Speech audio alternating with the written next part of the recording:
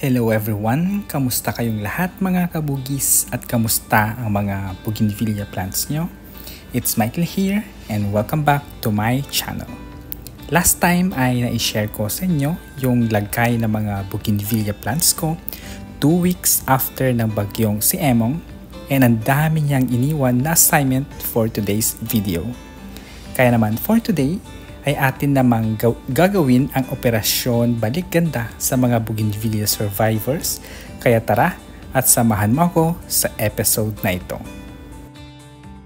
Today is the part 1 ng ating balik ganda episode at ating isa-isahin ang mga bougainvillea dito sa mini garden ko, and ipapakita ko sa inyo kung ano-ano yung mga gagawin ko sa pagpapaganda ng mga ito.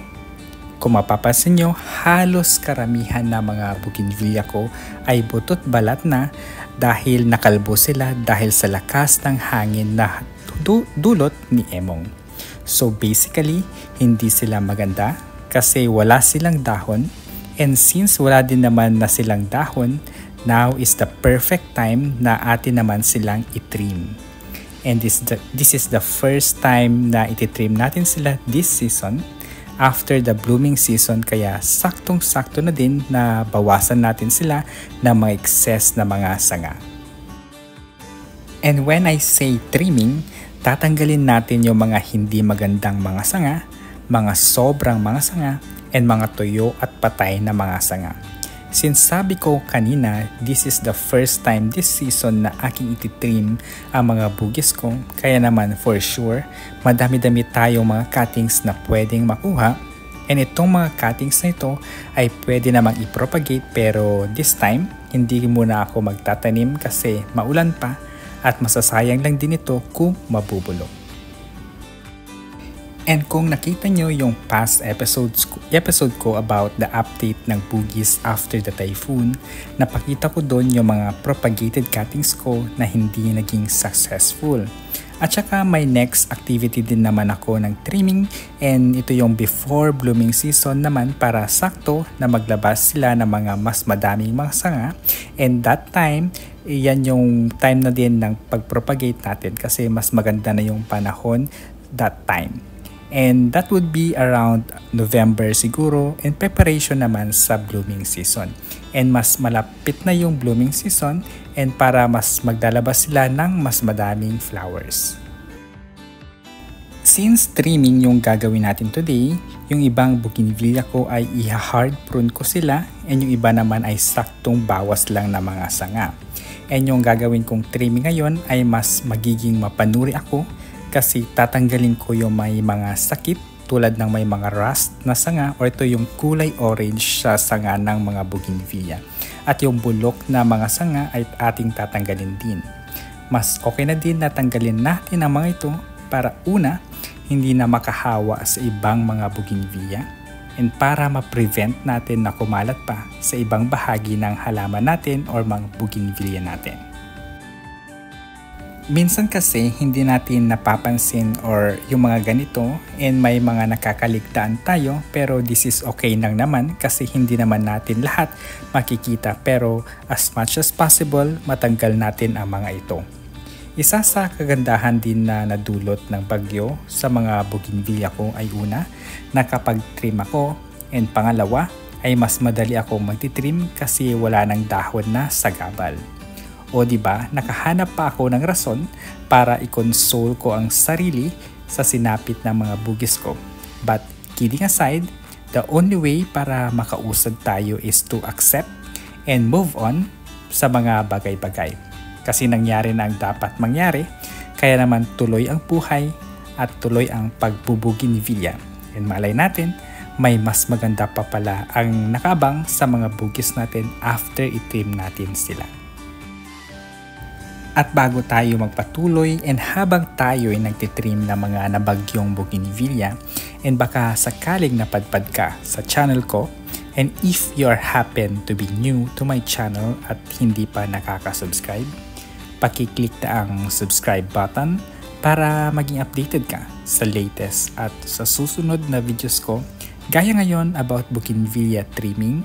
And if nakasubscribe ka na, I would like to take this opportunity na magpasalamat sa aking mga viewers na matiyagang nanonood sa current and past videos ko, kasama na dyan yung mga shorts videos ko. Maraming salamat po.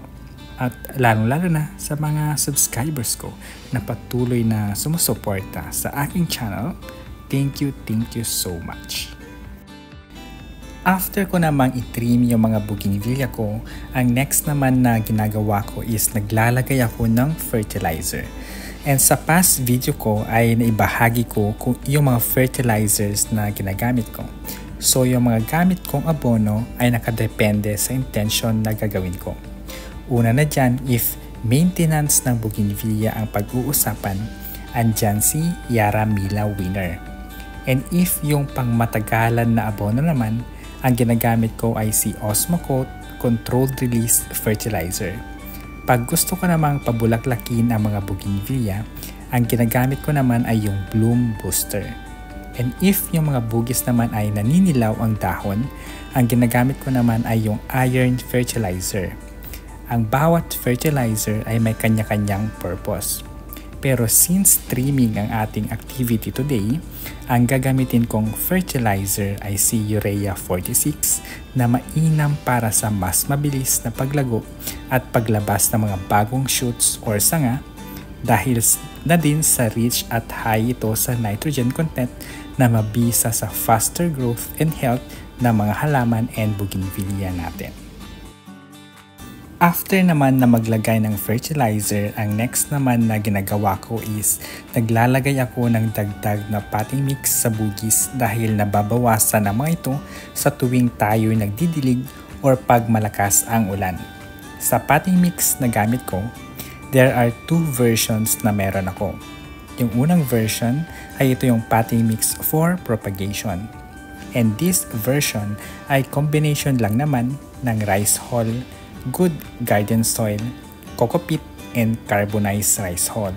So, imimix mo lang ang mga ito and kahit equal proportion yung bawat ingredient or pacham.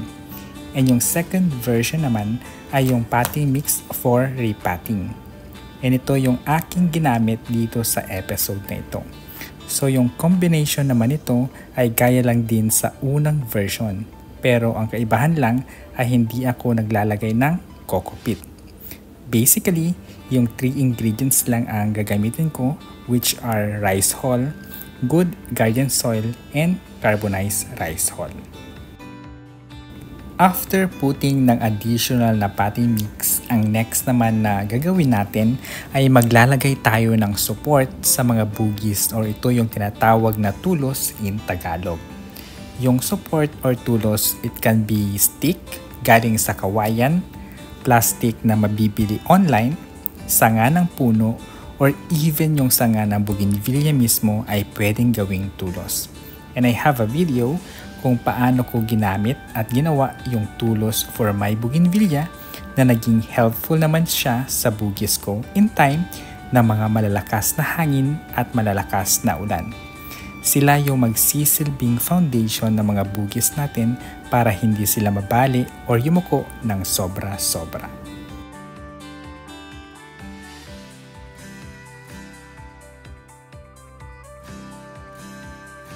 And to summarize yung ginawa kong mga activities sa mga bugis ko, una, yung ginawa ko is trimming yung mga excess na mga sanga.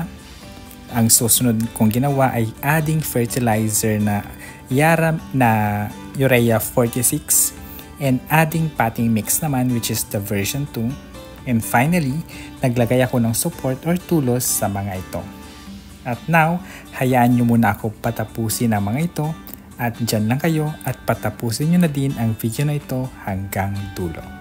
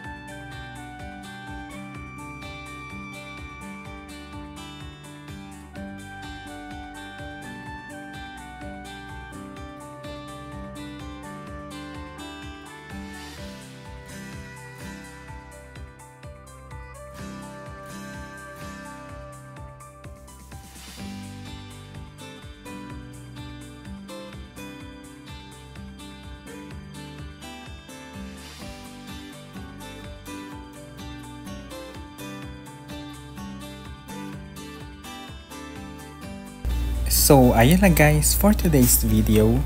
Thank you so much for watching at makakaasa kayo na pagbubutihan ko pang gumawa ng mga relevant videos for Bougainvillea. Kaya naman don't forget to subscribe, stay safe and healthy, and we'll see you in my next videos. Bye-bye!